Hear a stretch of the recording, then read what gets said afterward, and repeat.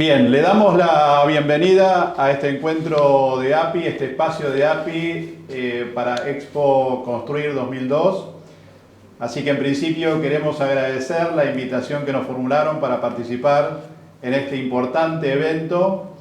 Bueno, para mí es un honor contar con la presencia del arquitecto Mario Goldman, que es coordinador y director del área de desarrollo inmobiliario del CEPAU. Sí, Consejo Profesional de Arquitectura y Urbanismo. Del Consejo Profesional de Arquitectura y Urbanismo. Con Mario, bueno, hace muchos años que venimos trabajando, así que Mario, es una satisfacción enorme compartir entonces esta presentación. En el día de hoy vamos a ver el manejo de la información del mercado inmobiliario, tan importante en cuanto al conocimiento de lo que son las estadísticas de nuestro sector, de tal manera que los emprendedores inmobiliarios, los constructores, el personal que trabaja en las empresas inmobiliarias, los inmobiliarios puedan tomar decisiones correctas a partir de una buena y adecuada información. Así que, bueno, Mario, te dejo a vos sí, todos los aspectos relacionados con la evolución de las estadísticas del CEPAU.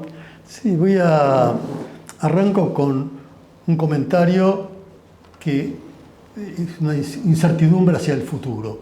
Yo creo que todo el tema del COVID, todo esto ha cambiado en el mundo muchas cosas y acá nosotros estamos en el proceso de cambio. Lo comentaba con Juan Carlos antes de comenzar esta presentación, que justamente, y lo veo en la demanda inmobiliaria, de lugares con terrazas, con más espacio verde, ¿no? Yo vivo en una casa y ahí de donde vivo yo ahora, vendémela porque tengo un jardín, ¿no? Entonces yo creo que todo esto que hace ya 10 años que estamos llevando a cabo, que yo lo llevo a cabo, de estadísticas que tiene que ver con el registro que se lleva a cabo del Consejo Profesional, lo voy a aclarar un poco más. Todo profesional debe registrar en el Consejo la obra que va a hacer. Con este registro después recién puede empezar el trámite en el gobierno, de las autoridades de gobierno de la ciudad. Y lo que estamos viendo en este sentido es que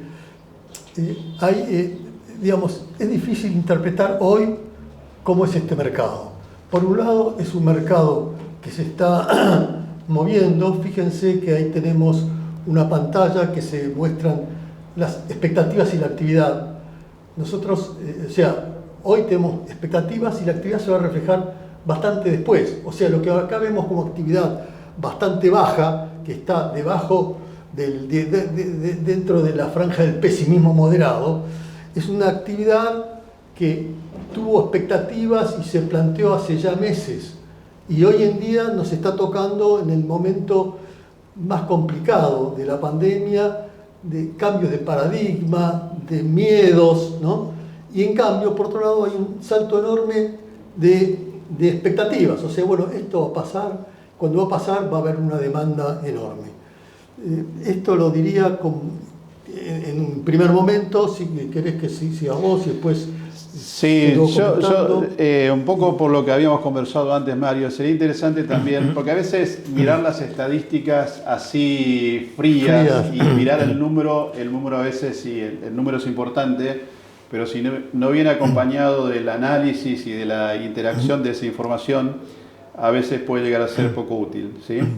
O puede dar un sesgo, digamos, en lo que es lo que está pasando efectivamente en el mercado. ¿Y por qué lo de las altas expectativas en los estudios de arquitectura?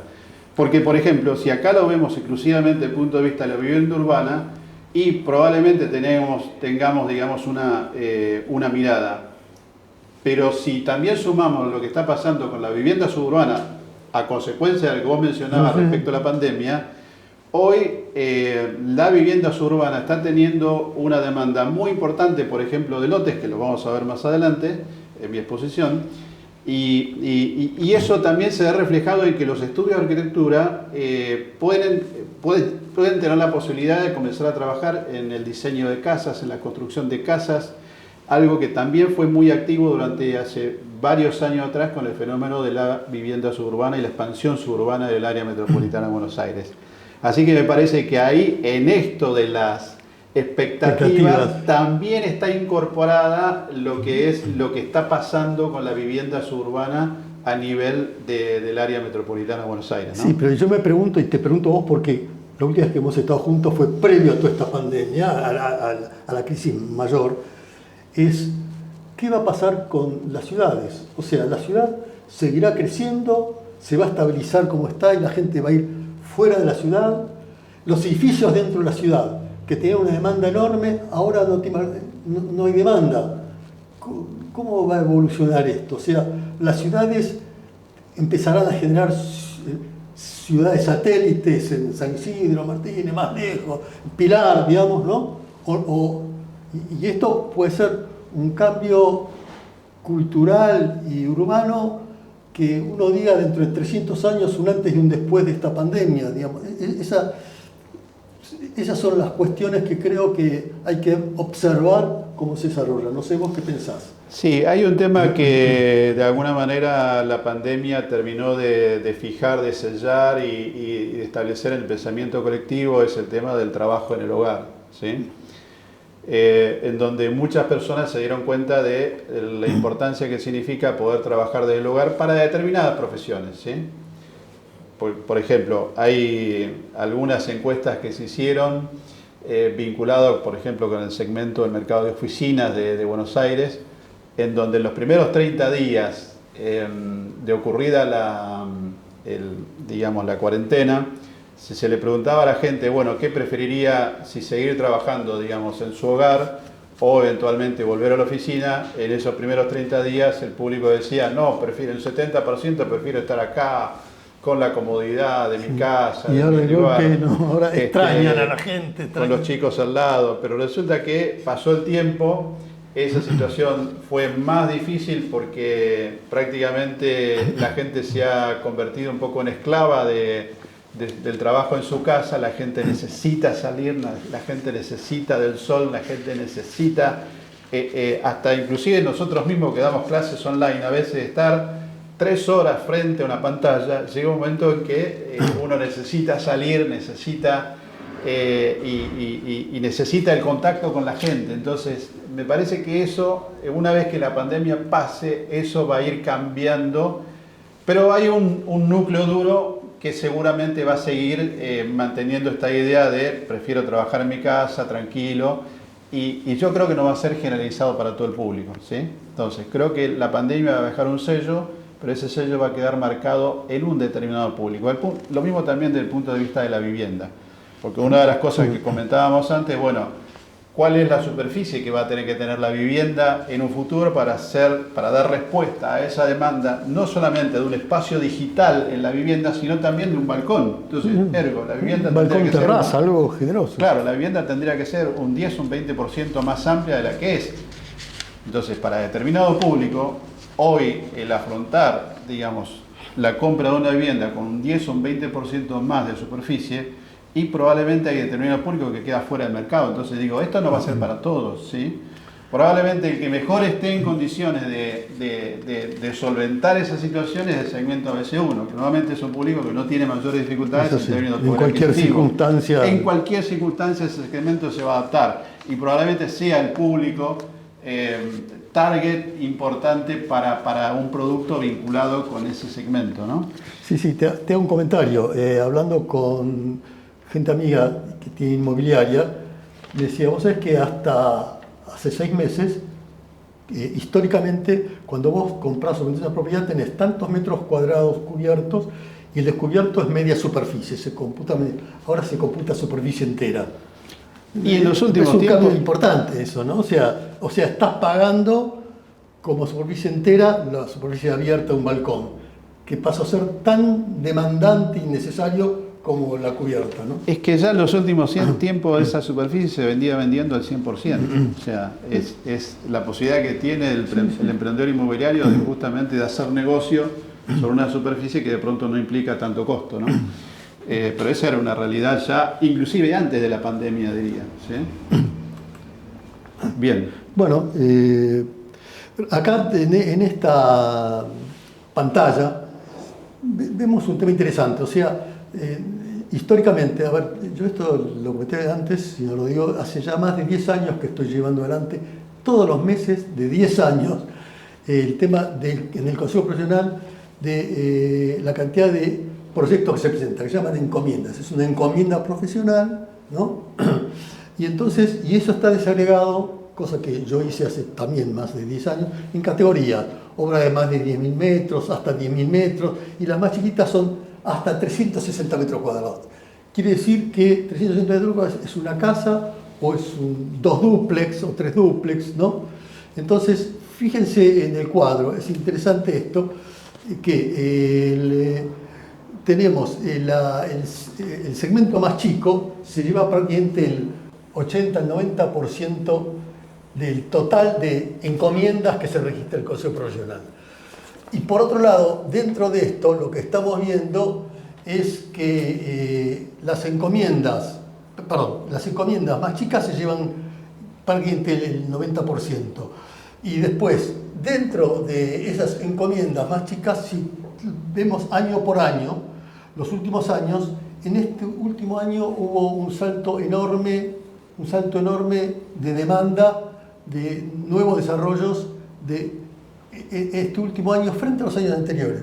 Entonces, no tengo una respuesta técnica, y esto es una cosa que lo converso con vos, es más una reflexión. O sea, este tema de la pandemia, este tema de que los grandes capitales que tienen capacidad llevan plata afuera, salen del país, para el mediano y chico inversor, para las familias, su refugio finalmente es la vivienda. O la cambio, o la compro. Este es todo el aire que tienen. Yo creo que esto refleja de alguna manera esa circunstancia. No sé vos qué pensás. Sí, creo que algo de eso existe. Inclusive te diría, mirando las estadísticas un poco para atrás también, diría que en los últimos años, y en función también de los cambios que hubieron en materia del código urbanístico ahora de la ciudad de Buenos Aires, ante Código de Planeamiento, en esto de que el nuevo código implica una altura homogénea de las manzanas, las alturas en la manzana. Claro. Entonces eso implica prácticamente que las grandes torres desaparecieron y van a desaparecer, algo que fue muy común allá con el desarrollo importante que hubo entre los años 2005 y 2011, diría, que fuera el momento en que las grandes torres habían vuelto a la ciudad de Buenos Aires. Hoy prácticamente, como vemos en las estadísticas, las torres desaparecieron, o sea, la cantidad de edificios de más de 10.000 metros cuadrados prácticamente son muy escasos, y esto es algo que se vino dando en los últimos 2 o 3 años. Por otra parte también, quienes constantemente estamos realizando investigación en el mercado y recorremos la ciudad, recorremos el área metropolitana de Buenos Aires, y esto es una tendencia general que se ha dado, que prácticamente la mayoría de los edificios también son edificios de baja y mediana escala, por el hecho de que de pronto también la inversión inmobiliaria para construir estos desarrollos, sobre todo aquellos desarrollos que están básicamente apalancados con inversores individuales, implica un esfuerzo muy grande, igualmente para el emprendedor inmobiliario. Entonces, son emprendimientos más fáciles de llevar, son más fáciles de conseguir inversores. Entonces, en ese sentido, me parece que hubo un cambio de tendencia también, inclusive antes de la propia pandemia. ¿Sí? Antes de la propia pandemia. Correcto, sí, sí. No, y lo ves acá, o sea, es interesante porque uno, como decías vos recién, piensa en las grandes torres, grandes edificios, y si vos ves acá la evolución de encomienda, es absolutamente marginal. O sea, cuando nosotros vemos que la ciudad crece por el primer segmento, que son casitas, dúplex, ¿no? Y en ese sentido, y ahí también lo estuvimos conversando y hablamos de esto hace un ratito, que yo quisiera ver los meses siguientes con el tema de la pandemia, si afecta esto o no afecta esto, cómo lo puede afectar.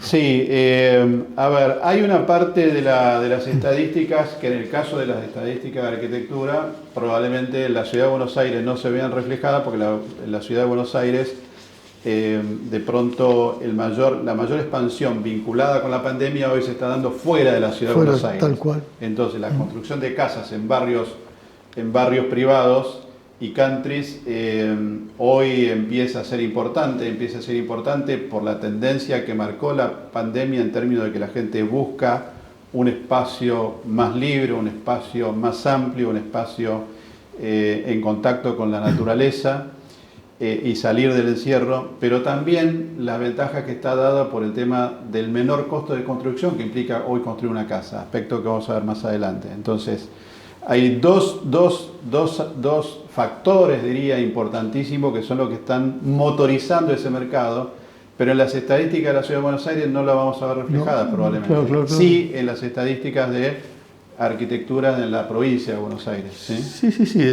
Este fin de semana estuve con unos amigos en Pilar. Es interesante porque viven acá en Palermo, tienen una casa en Pilar y desde hace 8 meses están en Pilar y piensan en vender su casa, es un departamento excelente en Palermo, ¿no?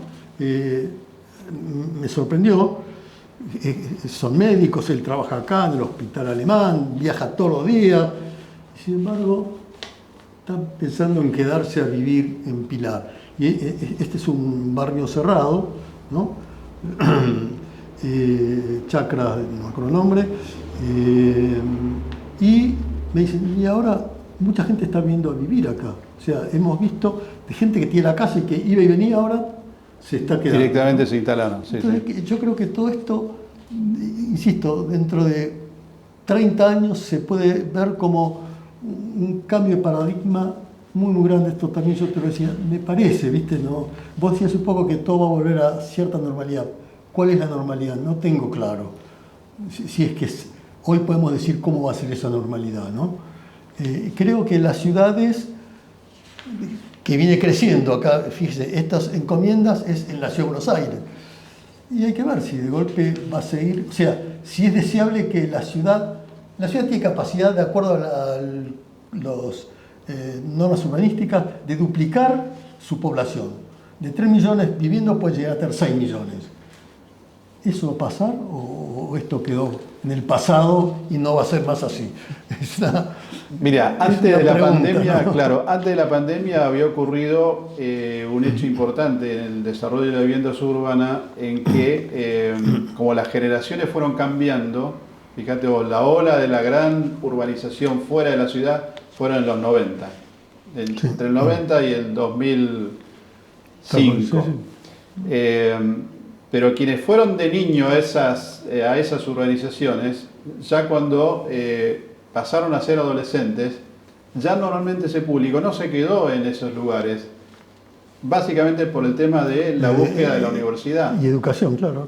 Muchos de ellos terminaron viviendo en la ciudad de Buenos Aires, entonces los padres se quedaron en el barrio, los hijos vinieron a vivir a la ciudad porque el padre le compró un departamento, le alquiló un departamento, y esa fue la secuencia de ese público. O en algún caso, alguno que se quedó viviendo en un condominio en la periferia, ¿sí? Por eso también los condominios también tuvieron un crecimiento importante en los últimos años en la periferia. Pero digo, esto va cambiando. O sea, probablemente pase la pandemia y va a volver a cambiar. O sea, va a volver a cambiar. Van a haber nuevos hechos, nuevas circunstancias que van a condicionar y van a de alguna manera establecer las nuevas formas en que la gente va a tomar decisiones por los acontecimientos que vayan ocurriendo, ¿sí? Hay una frase que yo pensé allá por el año 2000, en los comienzos de la globalización. Cuando eras un niño todavía. Sí. Que dice que en un mercado globalizado con periodos cíclicos de la economía cada vez más acentuados entre la cima y el fondo, se convierte como necesario e imprescindible conocer el mercado y las fuerzas que lo modelan.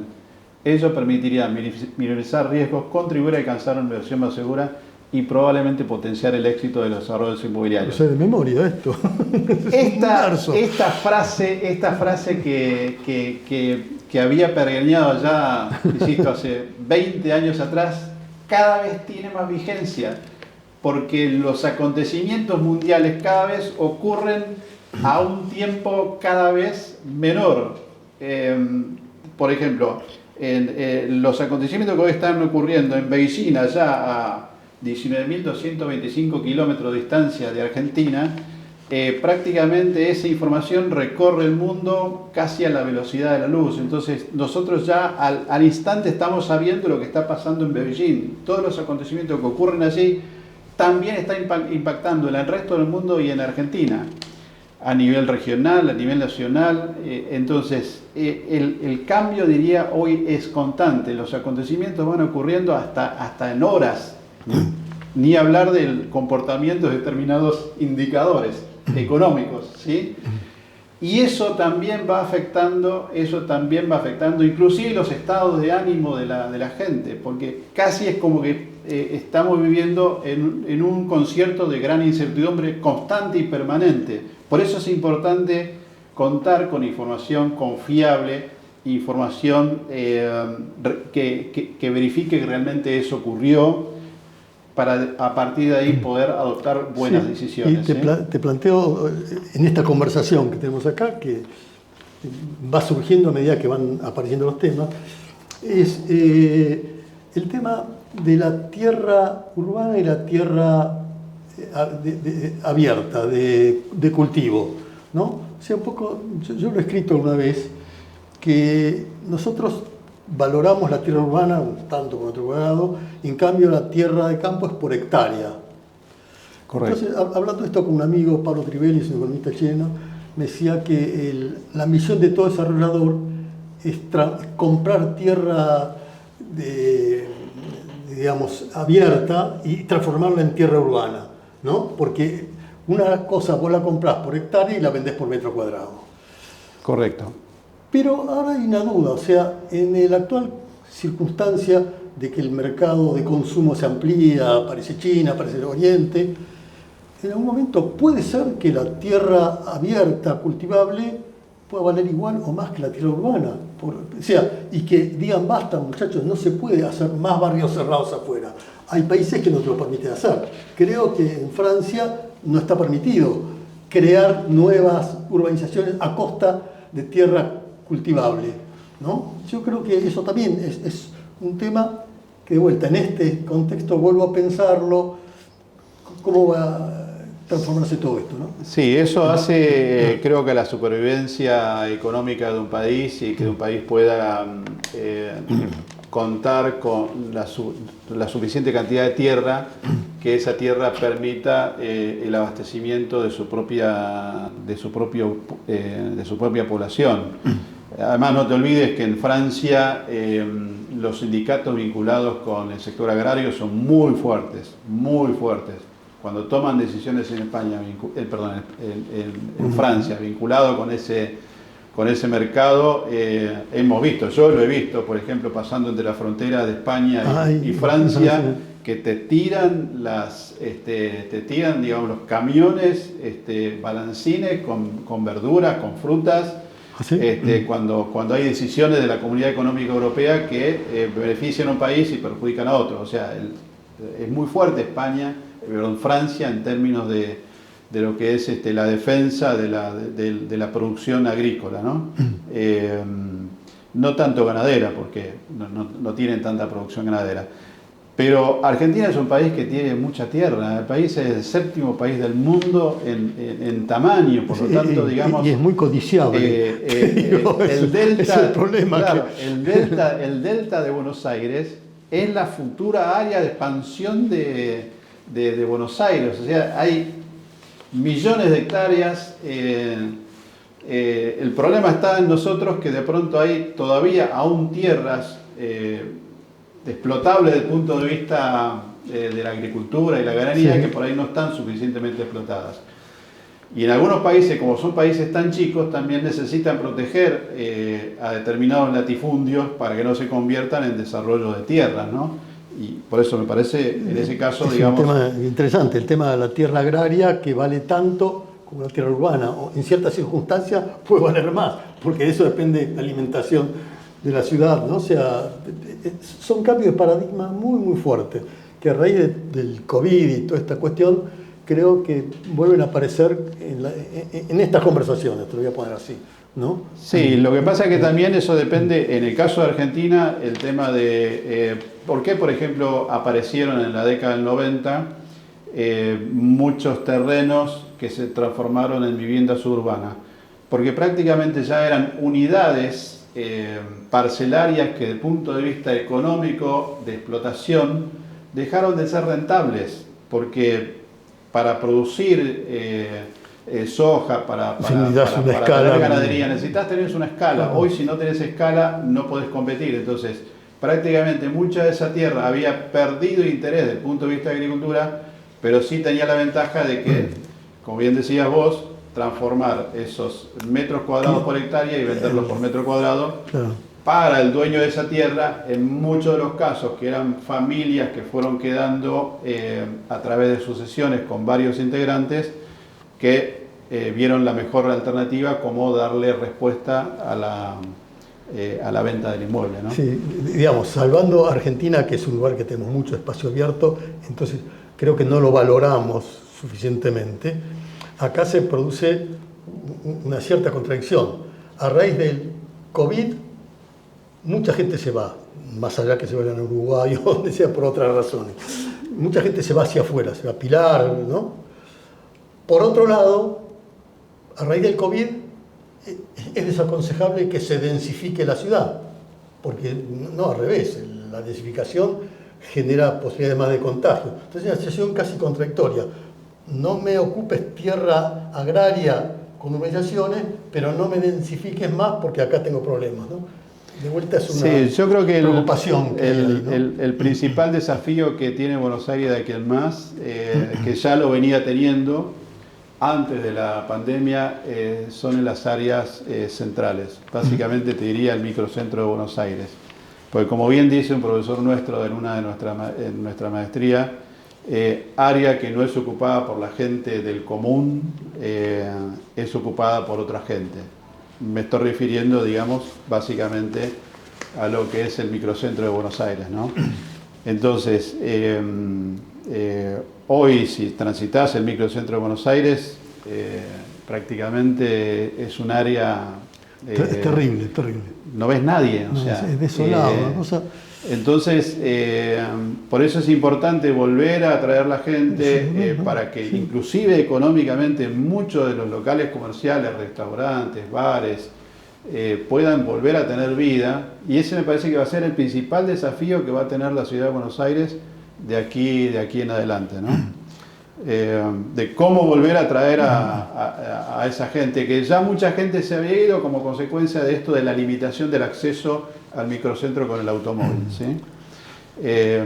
Eso se vio claramente en los últimos años, pero ahora esto va a ser más todavía, porque con esto del home office, el trabajo en el hogar, y que muchas de las empresas decidieron irse del centro de Buenos Aires, esto creo que va a significar, digamos, una preocupación muy grande para la ciudad, y digo, para que esos lugares no estén ocupados por... que intrusados, voy a ponerlo así. Exacto. Bien. Y acá vemos esto en la evolución de encomiendas de la Ciudad de Buenos Aires, los meses de septiembre. Yo tomé, digamos, cuando hice estos cuadros, ya lo hemos conversado, digamos, tomé los meses de septiembre de los últimos 5 años, por ejemplo, ¿no? Para ver qué pasa. Y este mes de septiembre ha sido, ojo, el más bajo de los últimos 5 años, pero ha crecido mucho en relación a los meses anteriores. O sea, todavía, a ver, en una interpretación pre-COVID, diría que todavía acá debe recuperarse. En una interpretación post-COVID, con todo esto que estamos conversando, no tengo claro cómo va a evolucionar hacia adelante, ¿no? O sea, si van a aumentar, van a disminuir, eso no lo sabemos. Esto, mi última información, ya es con COVID, pero sin las últimas consecuencias de ahora, ¿no? Sí, yo creo que es entendible lo que está pasando. Inicialmente, me acuerdo cuando conversábamos, cuando comenzó el tema del COVID, yo tenía mucha preocupación de que las estadísticas fueran absolutamente desastrosas. Si vos mirás hoy, no son tan malas.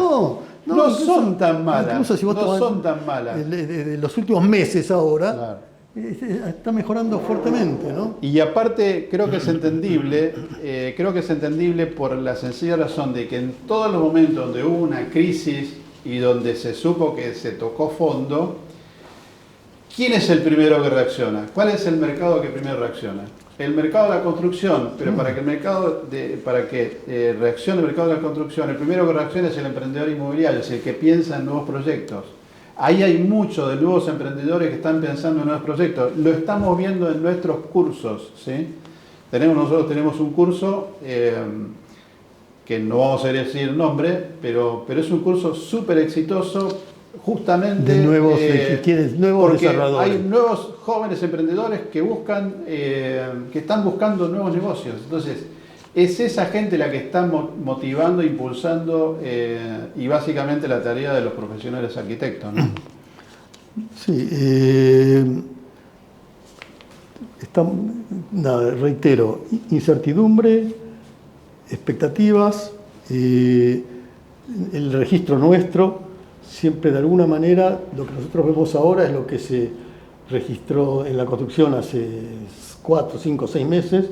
Lo que ahora se va a registrar en el Consejo es lo que vamos a ver en el mercado de aquí a 6 meses hacia adelante.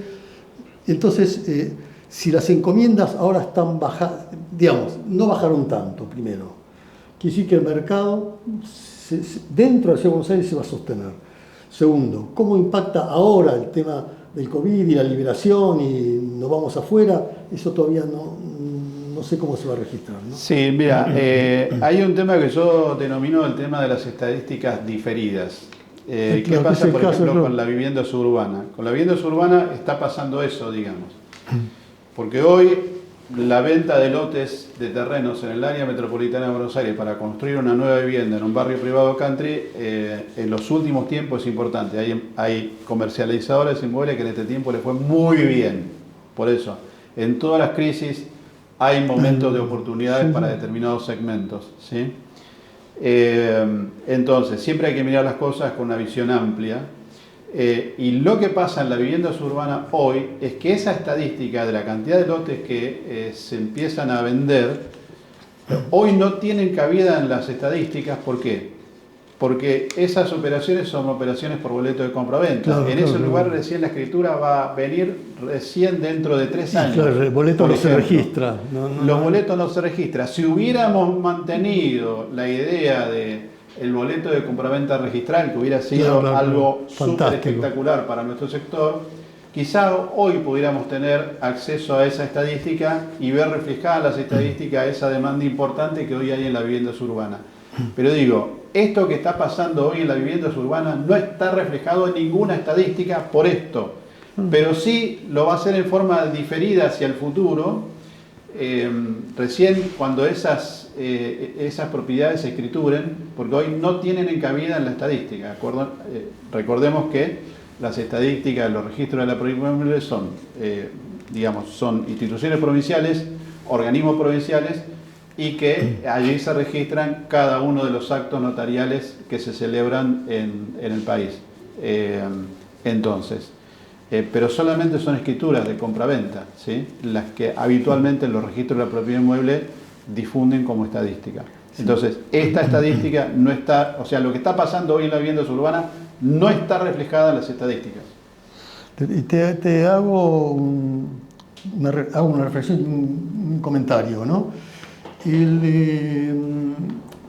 Digamos, cuando nosotros vemos cómo está evolucionando el tema de estas estadísticas, entonces tenemos de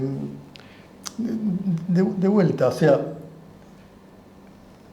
¿qué es lo que estamos viendo ahora? Estamos haciendo una proyección al futuro de una historia que ha cambiado. Entonces, es una situación muy extraña, ¿no? Y dentro de 3 meses, 6 meses va a volver a cambiar. Fíjate vos lo que pasó ahora en Europa. En Europa la recidiva del virus volvió. O sea, volvieron a estar todos encerrados nuevamente. O sea, es algo que va a ocurrir. Insisto, es importante por eso tener muy buena información, porque llegado el momento, van a ocurrir otros hechos, otras circunstancias económicas, mundiales, nacionales, regionales, que van a producir cambios, ¿sí? Entonces, constantemente debemos estar peregrinando, constantemente debemos estar escudriñando el mercado de tal manera de contar con esa información para poder adoptar decisiones correctas. Sí, el otro tema en este momento que creo que se acentúa con el tema de la pandemia y las restricciones que hoy hay de tipo económico, financiero, es que la vivienda, la inversión en la construcción pasó a ser un refugio de valor, ha sido siempre un refugio de valor, o sea, tiene dos demandas, la demanda genuina de la gente que necesita y el refugio de valor. Rajemos, muchachos, porque la propiedad históricamente, fíjate que nunca fue tocada, nunca hubo expropiaciones, porque como yo digo, todos los actores económicos están involucrados, todos, los mejores, los peores, los más ricos, los pobres, todos tienen ese refugio de valor, así que es un mercado que no lo toca. Puede tocar todo lo demás, el dólar, el peso, el valor de los granos, esto no lo va a tocar nadie. Entonces, creo que habría que ver, cosas que yo no lo puedo saber, cómo estas encomiendas, de alguna manera, si reflejan justamente esta cuestión de que, che, esto es un lío bárbaro, ¿qué hago? Comprate algo, un departamento, meté la plata ahí, nadie te va a tocar. Ese es un tema. Mira, hay un tema muy importante que es lo que vamos a ver ahora, que es respecto a la evolución del costo de la construcción, que me parece que también es uno de los factores relevantes en esto que estás mencionando, porque al haber esta gran disparidad de la evolución del dólar entre el dólar oficial y el dólar paralelo, significó que en términos de dólar blue, hoy el costo de construcción es un 38,75% inferior respecto de hace un año atrás. Eso medido al día 19 de octubre, hace poco más de una semana. Si lo medimos a este viernes pasado, estamos ya casi en un 50% de diferencia, en menos. Entonces, y me parece que ese es otro de los factores que ha venido impulsando en los últimos tiempos, el tema de refugio de valor. claro, a emprendedores inmobiliarios a lanzar nuevos proyectos sabiendo de que hoy puede construir, hoy es una oportunidad construir más barato. Mucha gente lo va a tomar justamente más allá de que lo demanden realmente como un refugio de valor. Exacto, pero además también, fíjate vos que la decisión se toma hoy, porque vamos a ser conscientes, lo que pasó allá en la anterior crisis del 2001-2002, también teníamos un precio muy bajo en términos comparativos de valor de dólares por metro cuadrado. Pero a medida que fue pasando el tiempo, el mercado se fue recuperando, los costos fueron subiendo en pesos, el dólar se fue, digamos, se fue equiparando el peso se fue equiparando con el dólar y de alguna manera los precios fueron creciendo en dólares, ¿correcto? Entonces, las decisiones que se toman hoy son decisiones en base a los datos de hoy. Es probable que los precios medidos en valor por metro cuadrado en términos de dólares no sean los mismos de aquí a 2 o 3 años atrás, al futuro, digamos. Entonces, de aquí a 10 meses. Claro. Entonces, pero las decisiones se toman hoy. Y esa es la advertencia que también hay que considerar que a futuro la relación puede cambiar, ¿sí? No sabemos cómo, porque no tenemos la bola de cristal, digamos, ¿sí? Pero sí es una realidad que hoy inclusive está de alguna manera creo que impactando mucho en las decisiones de aquel público que dice me voy a vivir afuera. Y en esto me voy a vivir afuera es porque puede construir una vivienda a un menor valor respecto del valor que le están solicitando hoy en el mercado. Porque, por ejemplo, lo mismo le pasa a un emprendedor inmobiliario que acaba de terminar su edificio y le quedan 5, 6, 7 unidades por vender. ¿Y a qué precio lo vende? Entonces, hoy hay una gran puja en esto de la vivienda usada, ¿sí? O la vivienda recién terminada respecto de aquello que sale como nuevo, ya sea en pozo, o aquello nuevo que se va a construir desde cero, ¿sí? Entonces, hoy un poco los precios de mercado vienen un poco, vienen de la mano de esa gran discusión que hay respecto a, bueno, hasta cuándo van a ser los precios que vamos a tener en términos de valores comparativos, ¿no? Ayer hablaba con un amigo en Suiza, hablamos todas las semanas, ¿no? Y le digo, mira, no te digo lo que gano en dólares porque es una vergüenza. Si lo que yo te digo hablando en dólares es lo que vos debés estar gastando por día prácticamente. Es una situación realmente muy... Y esto vale para todos, para vos, para vos, para vos.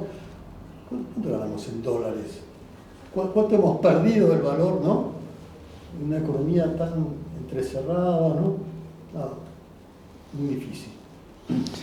Bueno, el tema del dólar también es, como decía, está impactando en la cuestión de los precios. Ya se venía dando, de alguna manera, diríamos, en el año 2019, porque la demanda vino decreciendo y ante una mayor oferta del usado.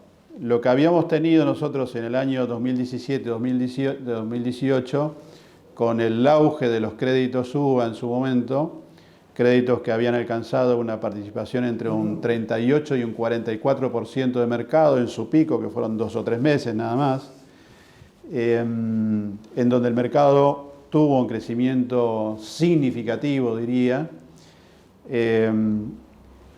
pero después, como ese mercado se cayó, prácticamente la vivienda usada se quedó sin el motorizador del crédito que permitiera que la demanda fuera más fluida.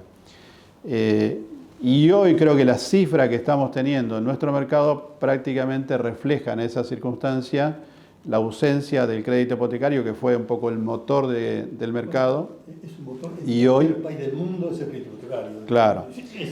El motor es ese. Exacto. Y entonces diría que hoy, comparativamente respecto de un año atrás, los precios tuvieron una caída del 10,60% en términos de lo que es el mercado de la vivienda usada.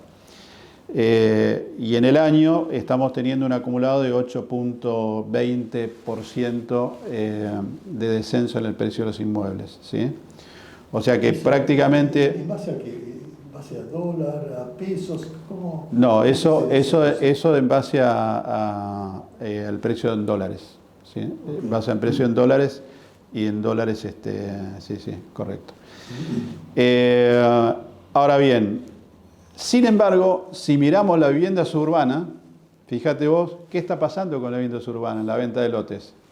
Hoy prácticamente estamos viendo de que hay terrenos en la vivienda suburbana que crecieron un 10 o un 15%, a contrario de lo que está pasando en la ciudad, digamos, ¿sí? Claro. Entonces, fíjate vos estos fenómenos, insisto, que todavía no están reflejados de una manera sostenida en ninguna estadística, pero es algo que está ocurriendo, ¿sí? Algo está ocurriendo.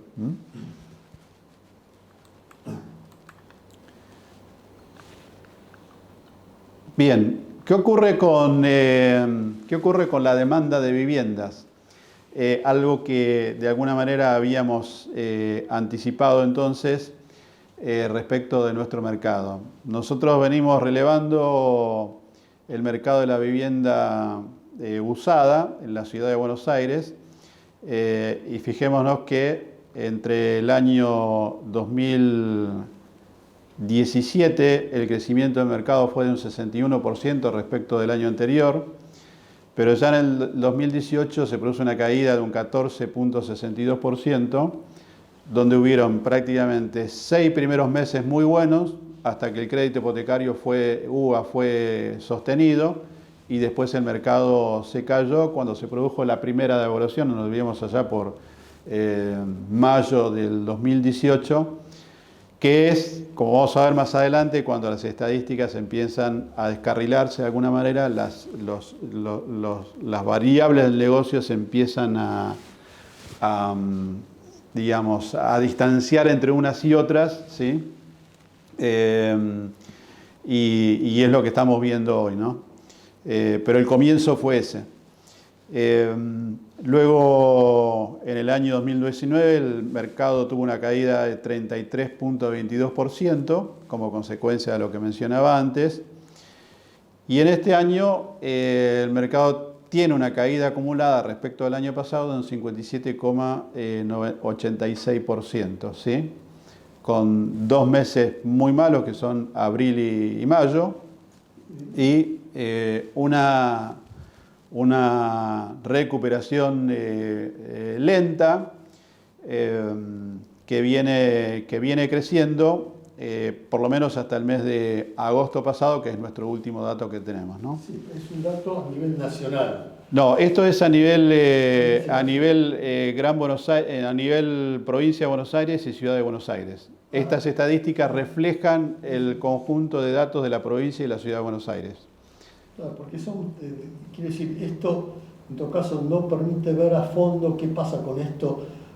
La ciudad de Buenos Aires, la gente que se va afuera, digamos, toma todo el área, ¿no? Como un único...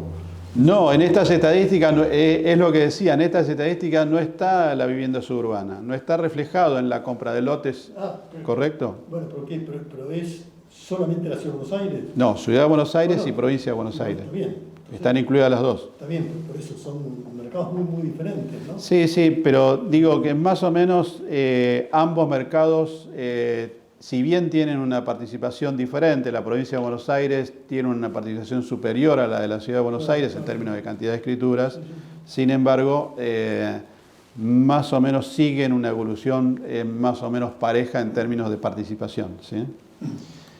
Bien.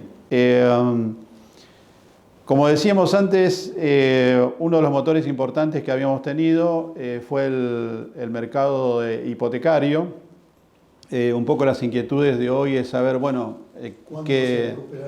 sí, básicamente en qué estado estamos hoy, ¿no? Claro está que el mercado, claro, el mercado hipotecario del UBA prácticamente se cayó en la primera devaluación, esa que dijimos que tuvimos allá en el mes de mayo, y no se volvió a recuperar. El mercado fue en constante descenso. Y hoy diría, vos me decís, ¿y hay hipotecas? ¿Se están desarrollando hipotecas? ¿Se están concretando hipotecas? Sí, se están concretando, pero una participación de un 5%. Sí, claro, o sea, en promedio, el mercado de Buenos Aires y provincia, el mercado hipotecario es el 5%. Nada, es despreciable. O sea, en los últimos 3 meses más o menos fueron un promedio casi de 300 hipotecas. Nada. Contra más o menos cerca de 5.000 que se venían dando en el mejor momento de la expansión allá, fines de 2017, principio de 2018. Pero hay un dato también relevante que de alguna manera refleja un poco la situación en términos de la economía y el impacto del dólar. Es que, fíjate vos, que allá por el 2017 y el 2018, la cantidad de créditos que fueron tomados a más de 10 años de plazo, ¿sí?, era entre el 79 y el 86%. En cambio hoy la situación es diametralmente opuesta, o sea, esos créditos del 5% de participación, el 70% son créditos a no más de 5 años de plazo, ¿sí? 2, 3 años. Y el de más de 10 años no representa más del 26%. ¿Y esto por qué? Por el hecho de que, claro, el impacto que tienen, digamos, las altas tasas que hoy tenemos, porque hoy hay crédito, o sea, el banco hipotecario todavía tiene en su página de internet el crédito tradicional UBA, ¿a qué tasa? ¿No? 13,75, cuando inicialmente el UBA partió en algunos casos con una tasa del 3,90, ¿sí? Pero claro, una tasa alta hoy significa a un crédito de muy largo plazo en que en definitiva la vivienda prácticamente se transforma en impagable, digamos, ¿sí? Y entonces esa es la situación que hoy también se está dando, en que cambió la conformación de el plazo de los créditos que se vienen tomando en el mercado. ¿El pico es en qué año? El pico se da en el fin del 2017 y los 4 primeros meses del 2018. Lo que pasa es que después hubo una caída abrupta prácticamente, porque cuando se produjo la primera devaluación... Sí. Bien, y ahora ingresamos en el análisis que habíamos mencionado antes respecto del comportamiento total de las variables del sector, que creo que es muy importante que lo tengamos en cuenta, porque en la medida en que entendamos bien qué es lo que ocurrió, vamos a poder contar con elementos, con herramientas para poder eventualmente predecir lo que podría llegar a ocurrir en el futuro, ¿no? Ahora bien, fíjense que nosotros en API hemos efectuado a requerimiento de uno de nuestros integrantes, hemos efectuado un análisis de todos los factores e indicadores importantes en nuestro sector que hacen al comportamiento y el desenvolvimiento de nuestro sector, justamente con la idea de ver, bueno, cuál era la forma o la mejor forma en que un emprendedor inmobiliario podía de alguna manera protegerse respecto a determinado indicador, ¿sí? Bueno, si financio una propiedad en el desarrollo, ¿cómo lo financio? ¿Con UVA, con CAC o algún otro indicador? Sí, ¿cómo se reajusta, digamos, el tema es ese, ¿no? Exactamente, el reajuste de las cuotas eventualmente de un consumidor final. Bien, entonces habíamos tomado como fecha de nuestro análisis justamente el comienzo de los créditos UVA. Dije, bueno, tomemos una fecha de análisis y a partir de ahí vemos qué es lo que ocurrió en términos acumulados con cada uno de esos indicadores. Y si nos fijamos, vemos que prácticamente en lo que son todos los indicadores vinculados con, excepto digamos el dólar, prácticamente vinieron creciendo muy parejo hasta marzo, mayo del 2018. Muy parejo. En ese momento el dólar venía muy por abajo. O sea, el dólar venía muy por abajo. Hasta el momento que se produce entonces la primera devaluación y a partir de ahí se produce el gran quiebre de todos los indicadores, ¿sí? Y fíjense cómo fue el comportamiento básicamente del salario, el indicador UVA, los indicadores del índice de precio al consumidor, el índice CAC, que básicamente fue el utilizado mayormente por los emprendedores inmobiliarios para reajustar los costos de construcción y eventualmente las cuotas de los créditos o las financiaciones que otorgaban, y después el comportamiento del dólar oficial versus el dólar blue. Y si nos fijamos, que después le vamos a pedir que si pueden mostrar estas estadísticas, diría que el comportamiento del dólar blue, hay una especie de esquizofrenia digital porque no alcanzaría la pantalla como para reflejar su crecimiento, ¿no? O sea, datos que se ven reflejados en el siguiente gráfico, donde básicamente vemos que los dos indicadores que más crecieron justamente fue el dólar oficial y por sobre todas las cosas el dólar blue en los últimos tiempos. O sea, desde fines de marzo del 2016 hasta la fecha, el dólar blue creció un 863%. Y eso que no está contabilizado la última semana que pasó, digamos. Claro, ¿sí? Sería todavía peor. Todavía sería más, arriba de 900 y pico. Por eso digo que hay una cierta irracionalidad en eso, me parece. ¿sí? Ayer inclusive leí un artículo en un diario importante que había alguien que se animó a decir que, bueno, sí, la verdad que el dólar blue no debería estar encima de los $120, digamos. Pero bueno, eso es harina de otro costal, no soy un economista, pero sí es un indicador que hoy impacta muy fuerte en nuestro sector, ¿no? Así que bueno, Mario, este es básicamente un poco el panorama que hemos tratado de brindar en términos de lo que es la evolución de los indicadores y la estadística de nuestro sector. Con la presentación mía con el, digamos. Exactamente.